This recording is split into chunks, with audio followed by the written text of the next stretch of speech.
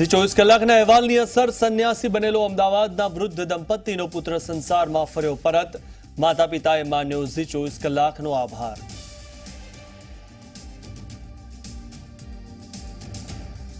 અમદાવાદના ગોમતીપુરમાં બે જૂથ વચ્ચે પથ્થરમારો, ટોળાએ વાહનોમાં કરી તોડફોડ.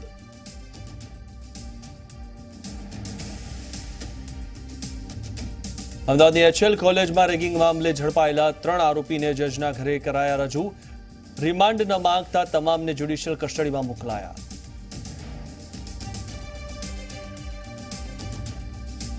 રાજકોટમાં સ્વાઇન ફ્લૂના વધુ 4 પોઝિટિવ કેસ. રાજકોટમાં 21 દર્દી લઈ રહ્યા છે સારવાર.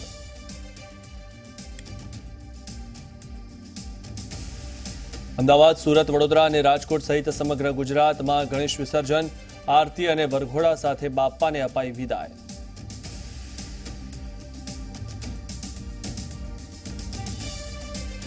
ગીરમાં 11 સિંહોના મોત, કોઈ વાયરસથી થયાની નિષ્ણાતોની આશંકા. અન્ય 500 સિંહોના જીવ પર પણ જોખમ.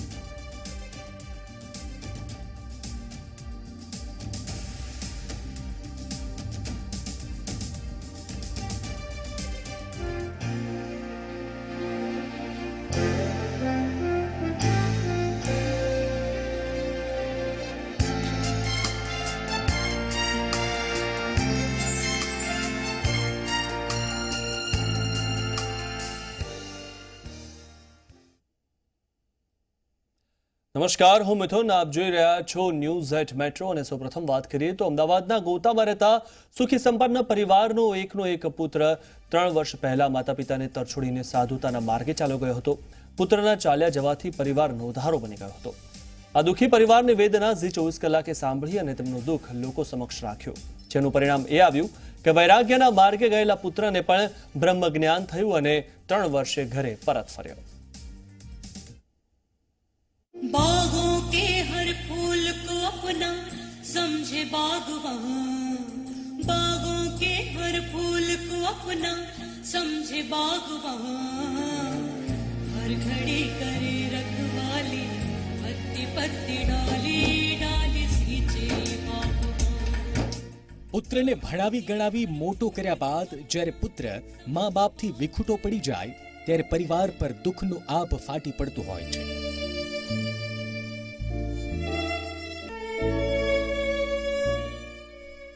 આવું જ કંઈક 3 વર્ષ પહેલા અમદાવાદના ગોતામાં રહેતા લીલાભાઈ અને ભીખીબહેન સાથે બન્યું હતું. માતા પિતાનું કહેવું છે મોટા પુત્ર ધર્મેશે તેમની મંજૂરી વિના જ ઘર છોડીને મંદિરમાં સાધુ બની ગયો હતો. તેના જવાથી માતા પિતા અંદર અંદર દુઃખી હતા.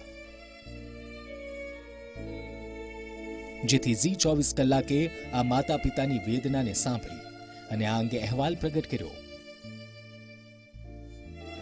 જે બાદ હવે સાધુ બનેલો પુત્ર ઘરે પરત ફર્યો છે અને હવે તે માતા પિતા સાથે જ રહેવા માંગે છે. હું પણ એમની જે બી ડિમાન્ડ છે કે ભાઈ થોડી મદદ કરે અમને આર્થિક રીતે, તો અહીંયા એ લોકોની જોડે જ રહેવા માટે આવ્યો છું અને એમની જોડે જ રહીને કંઈક નોર્મલ આપણે કોઈ જોબ લઈને જેવી રીતે બધા કરે છે એ જોબ લઈને આગળ હું મારું જીવન વ્યતીત કરીશ. અમે ખુશ છીએ કે પાછા આવ્યા છે, પણ ટોટલી એમના પર એવો વિશ્વાસ ના મૂકી દેવાય, કેમ કે મને એવું લાગે છે કે ડિફેન્ડ કરે છે મંદિરને. અને ગઈકાલે જે શો થયો હતો બીજા મીડિયા સાથે એના લીધે મંદિર હલી ગયું છે અને મંદિરે પોતાને ડિફેન્ડ કરવા માટે મારા ભાઈને કીધું કે ઘરે જઈને અમને ડિફેન્ડ કરો, કેમ કે એમની પાસે બીજો કોઈ રસ્તો નથી. અને અમે ખુશ છીએ કે છે કે હું જોબ કરીશ, તમને કમાઈને આપીશ. અમે એવી વાતે ખુશ છે કે સારું ચલો હેલ્પ કરશે, કોઈ પ્રોબ્લેમ નથી. 3 વર્ષ પહેલા ઘર છોડીને ચાલ્યા જવા પર ધર્મેશે કહ્યું કે તેના માતા પિતા તેને રૂપિયા આપવા માટે દબાણ કરતા હતા, તેથી તેને ઘર છોડી દીધું હતું. જો કે ધર્મેશના માતાનું કહેવું છે કે તે પોતાના પુત્રને બસ સુખી જોવા માંગે છે. હવે કેમ આવું કરી રહ્યા છે એ I think so emotional blackmail કરી રહ્યા છે એવું લાગે છે. અને અગર આવું જ પૈસાની માંગણી હતી તો 3 વર્ષ પહેલાં બી કરી શકતા હતા ને. અત્યારે 3 વર્ષ પછી કેમ જાગ્યા? તો 3 વર્ષથી પ્રેક્ટિકલી બ્લેકમેલિંગ ચાલ્યું છે જે દુનિયાને નથી ખબર. 3 વર્ષથી મારી પાસે પૈસાની ડિમાન્ડ કે આપી દે, 20,000 આપી દે, 30,000 આપી દે. ખુશી છે એ ઘરે આવ્યો. હું એ જ ચાહું છું કે એ નોકરી ધંધો કરે ને સંસાર સુધરે, બસ એ લગ્ન કરી લે બસ. મારે બીજું કશું નથી જોઈતું. ને સુખી જોવા માંગુ છું બસ. હું એને સુખી જોવો છે, મારે બીજું મને કંઈ નથી જોઈતું એનાથી. દીકરો 25 વર્ષનો ઘરે આવ્યો હોય તો આનંદ તો થાય ને. અમારી એ જ ખુશી છે બસ, કે બે ભાઈ સાથે રહે. આમ ઝી 24 કલાકના એક નાનકડા પ્રયાસથી માતા પિતાને પોતાનો પુત્ર પરત મળી ગયો છે, જ્યારે પુત્રને પોતાનો પરિવાર. પુત્ર ધર્મેશ, જે માતા પિતાને તરછોડી ચાલ્યો ગયો હતો, તે પણ હવે મા બાપની ગળપણની લાકડી બનવા માંગે છે. મૌલિક ધામેચા, ઝી મીડિયા, અમદાવાદ.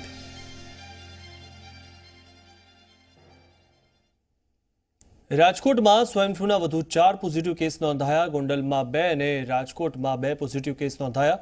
સ્વાઇન ફ્લૂના કુલ 21 દર્દી સિવિલ અને ખાનગી હોસ્પિટલમાં સારવાર હેઠળ છે. ત્યારે જ સ્વાઇન ફ્લૂનો આંક 36 પહોંચ્યો, જેમાંથી 2 દર્દીના મોત થયા છે.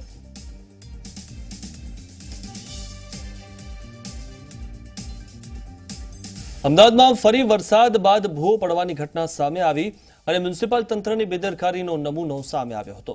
હાલમાં પડેલા વરસાદ બાદ નવા નરોડા 100 ફૂટ રોડ પર ભૂવો પડ્યો હતો, જેમાં ખુદ એએમસીનું વાહન ભૂવામાં પડતા સામાન્ય ટ્રાફિક જામ થયો હતો, તો બીજી તરફ રાહદારીઓને મુશ્કેલીનો સામનો કરવો પડ્યો હતો. આ તમામને અંતે ફરી અમદાવાદમાં મ્યુનિસિપલ તંત્રની બેદરકારીનો વરવો કિસ્સો સામે આવ્યો હતો, જેમાં ભૂવો પડવાની ઘટના બની હતી.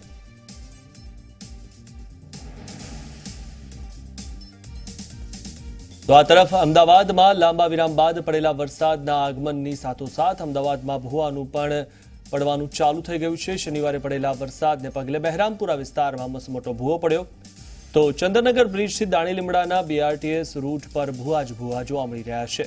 ચંદ્રનગર બ્રિજથી દાણીલીમડાના બીઆરટીએસ રૂટ પર માત્ર 1.5 કિલોમીટરના અંતરમાં 5થી વધારે ભૂવા પડવાની ઘટના સામે આવી છે. એક જ રૂટ પર 8 આટલા ભૂવા પડવાના કારણે વાહન વ્યવહાર ખોરવાયો હતો અને રાહદારીઓને ભારે હાલાકીનો સામનો કરવાનો વારો આવ્યો હતો. તો અમદાવાદમાં પડેલા સામાન્ય વરસાદે તંત્રની પોલ ખોલી નાખી છે.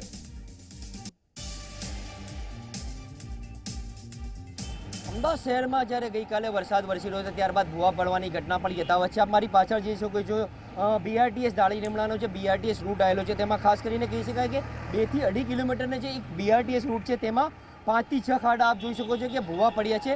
અને તે આપ ખાસ કરીને જોઈ શકો છો કે કેટલા મોટા જે ભૂવા છે તે પડ્યા છે. ખાસ કરીને જો વાત કરવા જઈએ તો આ બીઆરટીએસ રૂટ છે તે 2 થી 2.5 કિલોમીટરનો છે. 2 થી 2.5 કિલોમીટરના રૂટ પર 5 થી 6 જે ભૂવા પડવા પામ્યા છે. તંત્ર દ્વારા હાર કામગીરી તો કરવામાં આવી રહી છે, પણ ખાસ કરીને જો વાત કરી શકાય કે તંત્ર દ્વારા એવી પણ જે પ્રી મોન્સૂનની જે વાતો કરવામાં છે, ગુલબાંગો પોકારવામાં છે, તે ક્યાંક ને ક્યાંક આ ભૂવાઓએ જે ખોટી પાડી છે. કેમેરામેન અમિત મકવાણા સાથે જાવેદ સૈયદ, ઝી મીડિયા, અમદાવાદ. અમદાવાદ સિવિલમાં યોજાયેલા આયુષ્યમાન કાર્યક્રમના આયોજનને લઈને મુખ્યપ્રધાન રૂપાણીએ નારાજગી વ્યક્ત કરી. પીએમની સ્પીચ આવે તે પહેલા જ સભા સ્થળ પરની ખુરશીઓ ખાલી થઈ ગઈ હતી, જેના કારણે ખાલી ખુરશીઓ આગળ પડદા લગાવવામાં આવ્યા હતા. બાકી હોય તો કાર્યક્રમમાં લોકો બેસી રહે તે માટે લંચ પણ આપવામાં આવ્યું હતું. તો આ પ્રકારના આયોજનને લઈને સીએમ રૂપાણીએ સુપ્રિન્ટેન્ડન્ટ પ્રભાકરને ઠપકો આપ્યો હતો.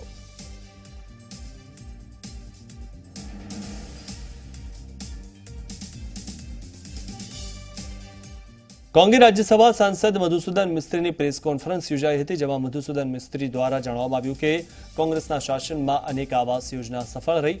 સાથે જ સીએમ પર પ્રહાર કરતા જણાવ્યું કે પાછલી સરકાર દ્વારા શું કરવામાં આવ્યું તેનાથી તેઓ અજાણ છે. હાઉસિંગ કોલોનીઓ એ કોંગ્રેસના શાસનમાં બનેલીને આજે અડીખમ ઊભી છે. મુખ્યપ્રધાનને આ બધી બાબતોની કાં તો ખબર નથી અથવા તો એ જાણતા નથી. અલ્પેશ કથિરિયાની જેલ મુક્તિની માંગ સાથે પ્રથમ વખત તમામ પાટીદાર સામાજિક સંસ્થાઓ એક થઈ છે અને આજ માટે આજે સુરતમાં મળેલી પાસ એસપીજીની સંયુક્ત બેઠક પૂર્ણ થઈ છે. આ બેઠકમાં અલ્પેશ કથિરિયાની જેલ મુક્તિ માટે રણનીતિ ઘડવામાં આવી હતી. 20 દિવસમાં અલ્પેશની જેલ મુક્તિ માટે અલ્ટિમેટમ આપવામાં આવ્યું છે. અનુસંધાને ઓક્ટોબર મહિનામાં રાજ્યભરમાં કાર્યક્રમ આપવામાં આવશે, જેમાં ગુજરાતના તમામ ધારાસભ્યોનો સામૂહિક ઘેરાવ કરવામાં આવશે. પ્રધાનમંત્રીના કાર્યક્રમનો પણ વિરોધ કરવાની રણનીતિ ઘડવામાં આવી છે. તો આ અંગે સમાજના મોવડીઓ સાથે ચર્ચા કરવામાં આવશે. મહત્વનું છે કે રાજદ્રોહના કેસમાં અલ્પેશ કથિરિયા જેલવાસ ભોગવી રહ્યો છે.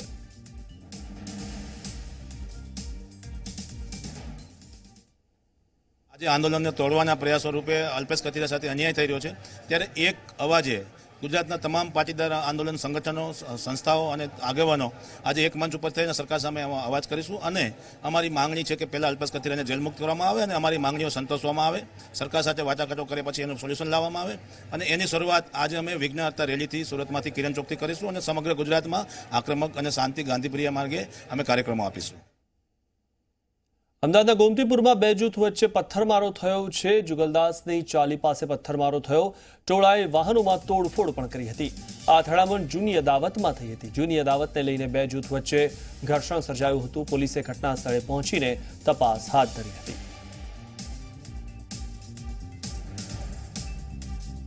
અમદાવાદની એચએલ કોલેજમાં રેગિંગ મામલે ત્રણેય આરોપીને જજના ઘરે રજૂ કરવામાં આવ્યા હતા. ક્ષિતિજ રબારી, અજમલ રબારી, જય ભરવાડને જજ સમક્ષ રજૂ કરવામાં આવ્યા હતા. તો પોલીસે આરોપીઓના રિમાન્ડની માંગણી કરી નહોતી અને ત્યારબાદ તમામને જ્યુડિશિયલ કસ્ટડીમાં મોકલવામાં આવ્યા હતા.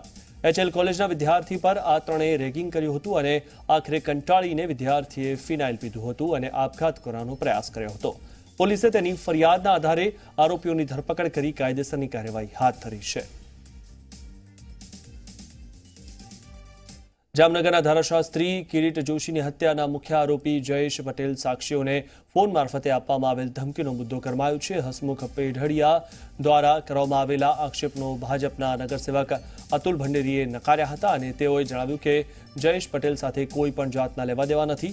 જામનગર જિલ્લા યુવા ભાજપના ઉપપ્રમુખ અને મર્ડર કેસના સાક્ષી હસમુખ પેઢડિયા દ્વારા ધમકીનો ઓડિયો ક્લિપ મામલે પોલીસ ફરિયાદ નોંધ્યા બાદ આક્ષેપ કરવામાં આવ્યા હતા કે ભાજપના નગરસેવક અતુલ ભંડેરી દ્વારા ભૂમાફિયા જયેશ પટેલના ઇશારે તેના પર પોલીસ કેસ કરવામાં આવ્યો હતો અને ખોટી રીતે ફસાવવામાં આવ્યો છે.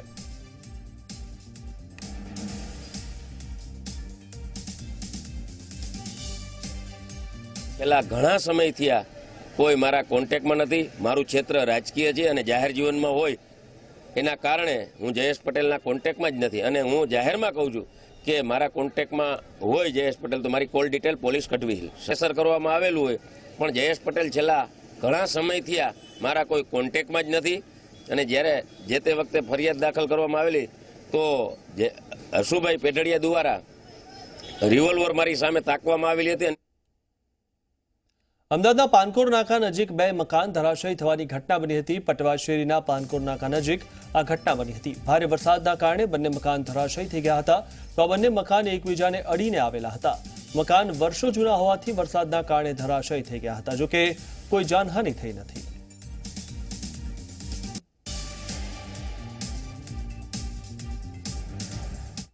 રાજકોટ ગોંડલ નેશનલ હાઈવે પર કારમાં આગની ઘટના સામે આવી હતી. રાજકોટ ગોંડલ નેશનલ હાઈવે પર સ્વિફ્ટ કારમાં અચાનક આગ લાગી હતી. કારમાં સવાર કાર ચાલકે સમય સૂચકતા વાપરી કારમાંથી ઉતરી જતા તેમનો ચમત્કારિક બચાવ થયો.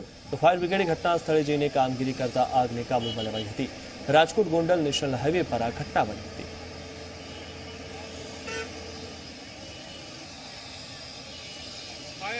વડોદરા શહેરમાં રખડતા ઢોરનો ત્રાસ દિવસે ને દિવસે વધી રહ્યો છે. છેલ્લા એકાદ મહિનામાં રખડતા ઢોરની અડફેટે અનેક લોકો આવી ચૂક્યા છે. તો ઢોરના કારણે બે લોકોના મોત પણ થઈ ચૂક્યા છે. વડોદરા શહેરમાં બનેલી આવી જ ઘટનાઓના જુદા જુદા સીસીટીવી દ્રશ્યો સામે આવ્યા છે. તમે જે જોઈ રહ્યા છો તે આવા જ આખલાઓના આતંકના દ્રશ્યો છે, જેમાં થોડા સમય પહેલા હરણી વિસ્તારમાં આખલાએ એક સ્કૂલના વિદ્યાર્થીને અડફેટે લીધો હતો.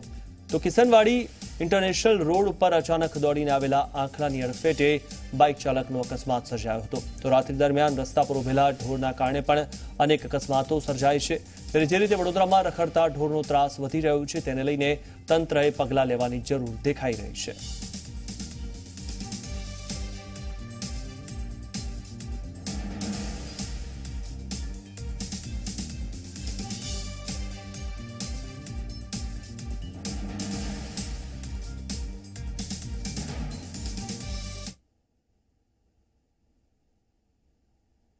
ગણેશજીને આગતા સ્વાગતા કર્યા બાદ આજે ગણેશ ભક્તો દ્વારા બાપ્પાને વિદાય આપવામાં આવી. તો સુરત, વડોદરા, અરવલ્લીમાં શ્રદ્ધાળુઓએ આજે ભારે હૈયે ગજાનનને વિદાય આપી. સુરતમાં મોટી સંખ્યામાં ડીજેના તાલે ભક્તો નાચતે ગાજતે હર્ષોલ્લાસ સાથે બાપ્પાનું વિસર્જન કર્યું. વડોદરામાં બે હાથી સાથે ગણેશજીની વિસર્જન યાત્રા કાઢવામાં આવી. ત્યારે અરવલ્લીમાં વિઘ્નહર્તાની પૂજા અર્ચના બાદ ભક્તો દ્વારા ગણપતિ દાદાને ભાવભેર વિદાય આપવામાં આવી.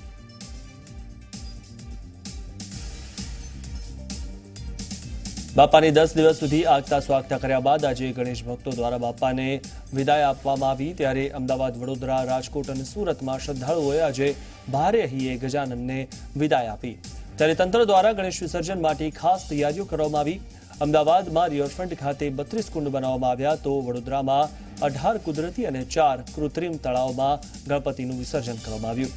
આ ઉપરાંત રાજકોટમાં પણ 5 પોઈન્ટ પર ગણેશ વિસર્જન કરવામાં આવ્યું. સુરતમાં પણ તંત્ર દ્વારા તમામ તૈયારીઓ કરી દેવામાં આવી.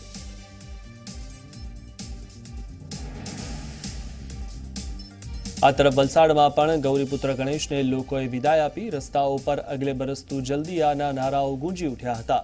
પોલીસના ચુસ્ત બંદોબસ્ત વચ્ચે ઔરંગા નદી ખાતે વિસર્જન કરવામાં આવ્યું હતું.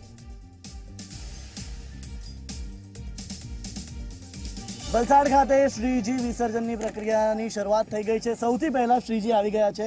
હાલ અહીં કેરવેલ દ્વારા 3 જેટલી ક્રેન વિના મૂલ્યે રાખવામાં આવી છે. આપને જણાવી દઈએ કે હાલ અમે બંદર રોડ ખાતે ઊભા છે, બંદર ખાતે ઊભા રહ્યા છે. આ વલસાડનો આ ઔરંગા નદીને આવેલો વિસ્તાર છે, બંદર વિસ્તાર, કે જ્યાં દર વર્ષે શ્રીજીની પ્રતિમાઓનું વિસર્જન કરવામાં આવે છે. સમગ્ર વલસાડ શહેરમાં જે પ્રકારે હાલ વ્યવસ્થા કરવામાં આવી છે, પોલીસનો ચાપતો બંદોબસ્ત પણ રાખવામાં આવ્યો છે, જેની સાથે અહીં પણ હાલ આ બંદર ખાતે પણ પોલીસનો ચાપતો બંદોબસ્ત રાખવામાં આવ્યો છે. અહીં લોકો ઉપસ્થિત છે. પોતાના મંડળની જે મૂર્તિ હોય છે એને વિસર્જિત થતી જોવા માટે અહીં લોકો પણ અહીં ઉપસ્થિત છે. જે પ્રકારે આપ જોઈ રહ્યા છો એ પ્રકારે ધીરે ધીરે આ ક્રેન દ્વારા મૂર્તિને પાણીમાં એટલે કે ઔરંગા નદીમાં ધીરે ધીરે ક્રેન છોડવામાં આવી રહી છે અને હવે વલસાડ શહેરના સૌથી પહેલા શ્રીજીનું વિસર્જનની પ્રક્રિયાની શરૂઆત થઈ ગઈ છે. અહીં જે પોલીસ કર્મીઓ છે આપ જોઈ શકો છો એ રીતે પોલીસ કર્મીઓ પણ અહીં ચાપતા બંદોબસ્ત ગોઠવવામાં આવ્યો છે. પોલીસ કર્મીઓનો આશરે 100 જેટલા પોલીસ કર્મીઓ અને 150થી વધુ હોમગાર્ડ આજરોજ સુરક્ષા માટે સમગ્ર વલસાડ શહેરમાં તૈનાત કરવામાં આવ્યા છે. જે પ્રકારે આપ જોઈ શકો છો એ રીતે કે મંડળના 2 વ્યક્તિઓ અને ત્યારબાદ ફાયરના જે માણસો હોય છે તેઓ આ મૂર્તિને વિસર્જન કરવા માટે મંડળોને મદદ કરતા હોય છે. જય પટેલ, ઝી મીડિયા, વલસાડ. રાજકોટના વોર્ડ નંબર 13ના કોર્પોરેટરે બાપાના વિસર્જન સમયે પ્રેરણાદાયી સંદેશ આપ્યો. કોર્પોરેટરે ઘરમાં જ ગણેશજીનું વિસર્જન તુલસી ક્યારે કર્યું. કોઈપણ પ્રકારના ધ્વનિ પ્રદૂષણ વગર ડીજેની ધૂન વગર શાંતિપૂર્ણ રીતે બાપાને વિદાય આપવામાં આવી. કોર્પોરેટરે ઘરમાં ઇકો ફ્રેન્ડલી ગણેશજીની સ્થાપના કરી હતી.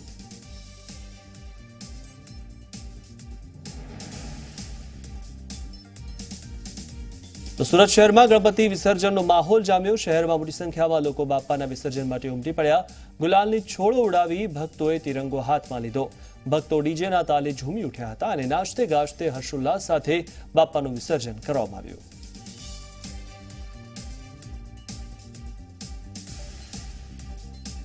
આ તરફ સુરતમાં પણ 10 દિવસ સુધી વિઘ્નહર્તા ગણેશજીની પૂજા અર્ચના કર્યા બાદ વિસર્જન કરાયું. સુરતના ડુમ્બસ ખાતે 2 ઓવારા બાપાની મૂર્તિઓના વિસર્જન કરવા માટે રાખવામાં આવ્યા હતા, જ્યાં ભરતીના પાણી શરૂ થતાં મોટી સંખ્યામાં મૂર્તિઓનું વિસર્જન કરાયું હતું.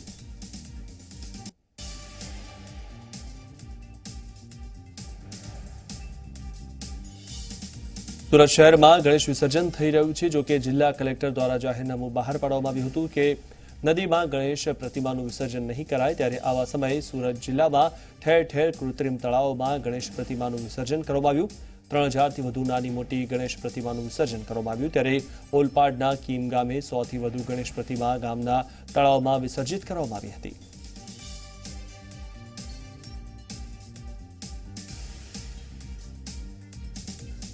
બાપાની 10 દિવસ સુધી આગતા સ્વાગતા કર્યા બાદ ગણેશ ભક્તો દ્વારા બાપાને વિદાય આપવામાં આવી. ત્યારે વડોદરામાં ગણેશજીની વિસર્જન યાત્રા ડીજેના તાલે નીકળી હતી.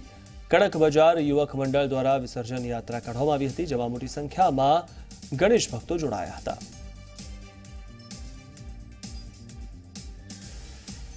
સુધી ભગવાન ગણેશની પૂજા અર્ચના કર્યા બાદ આજે 11મા દિવસે ગણેશ ભગવાનની વિસર્જન યાત્રા ધામધૂમથી વડોદરામાં નીકળી છે.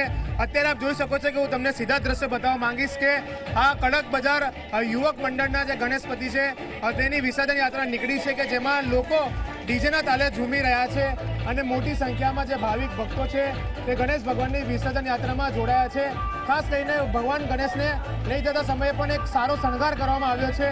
જે રીતના જોઈ શકો છો કે અહીંયા જે યુવાનો હોય, પુરુષો હોય કે મહિલાઓ હોય કે યુવતીઓ હોય, તમામ લોકો ડીજેના તાલે ઝૂમી રહ્યા છે અને ભગવાન ગણેશને વાસ્તે ગાસ્તે વિદાય આપી રહ્યા છે. ખાસ કરીને જે રીતના ગણેશ ભગવાનની જે વિસર્જન યાત્રા નીકળી છે તે વડોદરામાં આવા અનેક વિસ્તારોમાં આ જ પ્રકારનો માહોલ છે.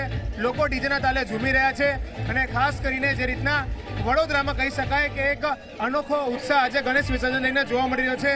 સવારથી જ નાની નાની પ્રતિમાઓનું વિસર્જન થઈ રહ્યું છે, ત્યારે 12 વાગ્યા પછી જે મોટી પ્રતિમાઓનું વિસર્જન થવા છે તેની સવારી અત્યારથી નીકળી ગઈ છે અને વડોદરામાં ગણેશ વિસર્જનને પગલે એક અનોખો માહોલ ઊભો થયો છે. કેમેરામેન હાર્દિક દીક્ષિત સાથે રવિ અગ્રવાલ, ઝી મીડિયા, વડોદરા. વડોદરામાં એક યુવક મંડળે ગણેશજીને અનોખી રીતે વિસર્જિત કર્યા. ઇન્દ્રપ્રસ્થ યુવક મંડળે ગણેશજીની શાહી સવારી કાઢી, જેમાં તેમણે ગણેશ ભગવાનની વિસર્જન યાત્રામાં ગજરાત સાથે રાખ્યા. ગજરાજે પોતાની સૂંઢમાં પાણી ભરી ગણેશ ભગવાનને નવરાવ્યા હતા. ત્યારબાદ સ્થાનિકોએ 2 ગજરાત સાથે જ ગણેશજીને પોતાના માથા પર મૂકી વિસર્જન કર્યા હતા. ગણેશજીની અનોખી વિસર્જન યાત્રા લોકોમાં આકર્ષણનું કેન્દ્ર બની. વિસર્જન યાત્રા બાદ સ્થાનિક લોકોએ પોતાના સોસાયટીમાં જ 35,000ના ખર્ચે બનાવેલા 5 નદીઓના પાણીના કુંડમાં ગણેશ ભગવાનનું ઇકો ફ્રેન્ડલી વિસર્જન કર્યું હતું. ભક્તો ગણપતિ બાપા મોરિયા, અગલે બરસ તું જલ્દી આના નાદ ઉચ્ચારતા હતા.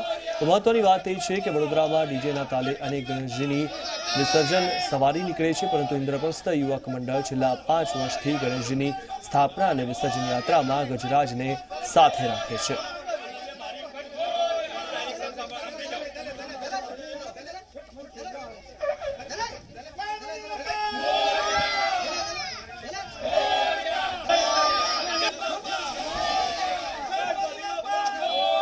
વિઘ્નહર્તા ગણેશજીની 10 દિવસ સુધી પૂજા અર્ચના કર્યા બાદ આજે ગણેશ ભક્તો બાપાને વિદાય અપાઈ. ત્યારે અમદાવાદમાં પણ ગણેશ વિસર્જનને લઈને લોકો ગણેશ મૂર્તિઓ સાથે સાબરમતીના કિનારે પહોંચ્યા હતા, જ્યાં કોર્પોરેશન દ્વારા બનાવાયેલા કૃત્રિમ તળાવમાં લોકો પોતાના ગણપતિ બાપાનું વિસર્જન કર્યા હતા.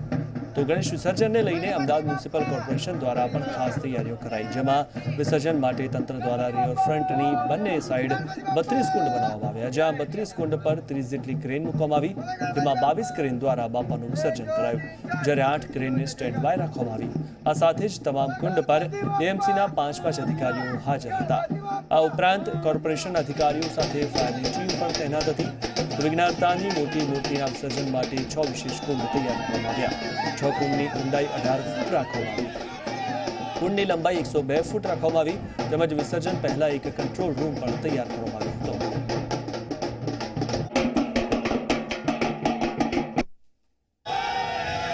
સુરતમાં પાસ અને એસપીજીએ વિશાળ રેલીનું આયોજન કરીને શક્તિ પ્રદર્શન કર્યું. ગણેશ પ્રતિમાની સાથે પાટીદારોએ વરાછા મિની બજારમાં વિશાળ રેલી યોજી.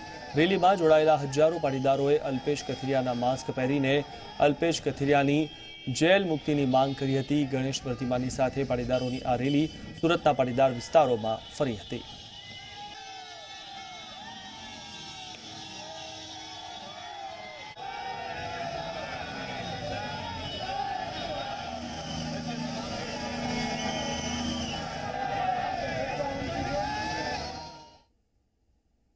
અને હવે નજર કરીએ કચ્છ એક્સપ્રેસ પર.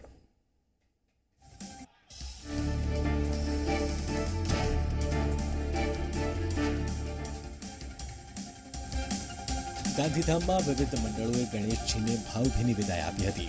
બાપાને વિસર્જન યાત્રામાં મોટી સંખ્યામાં ભક્તો જોડાયા હતા. તમામ મંડળો અને સંસ્થાઓએ અલગ અલગ સ્થળે ગણેશજીની પ્રતિમાનું વિસર્જન કર્યું હતું.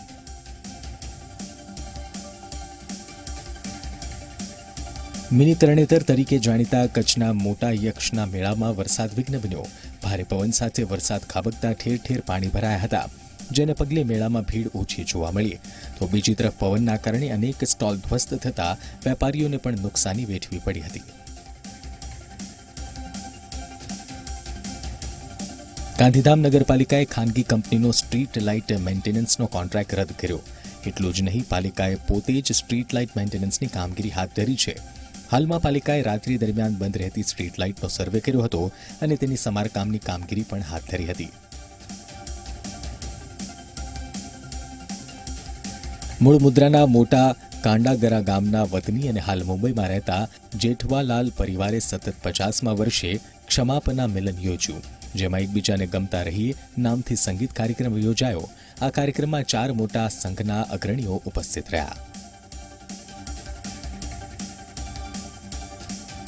વેદળા મુંબઈ મહાજન ટ્રસ્ટ અને છેડા પરિવારના સૌજન્યથી વીરજી કુંવરજી પુસ્તકાલયમાં પ્રથમ વાંચન પર્વનું આયોજન કરાયું, જેમાં વેદળા ખાતે અભ્યાસ કરતા 1 થી 5 ધોરણના વિદ્યાર્થીઓ માટે વાંચન સ્પર્ધા યોજાઈ હતી.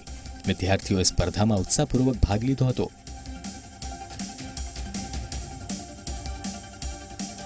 ICDS કચ્છ દ્વારા સામખિયાળીના 13 આંગણવાડીના કેન્દ્રોમાં પોષણ માસની ઉજવણી કરાઈ, જેમાં વિવિધ સામાજિક સંસ્થાઓના અગ્રણીઓ હાજર રહ્યા. સાથે જ ઉજવણીના ભાગરૂપે વિવિધ કાર્યક્રમોનું આયોજન પણ કર્યું. કાર્યક્રમની શરૂઆત તાલુકા ભાજપના મીડિયા સેલના કન્વીનર ધનસુખ ઠક્કરે કરાવી હતી.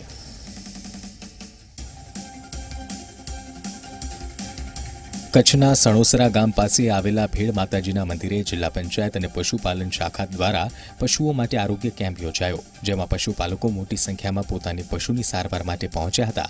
કેમ્પમાં આશરે 2000થી વધુ પશુઓને સારવાર અપાઈ હતી.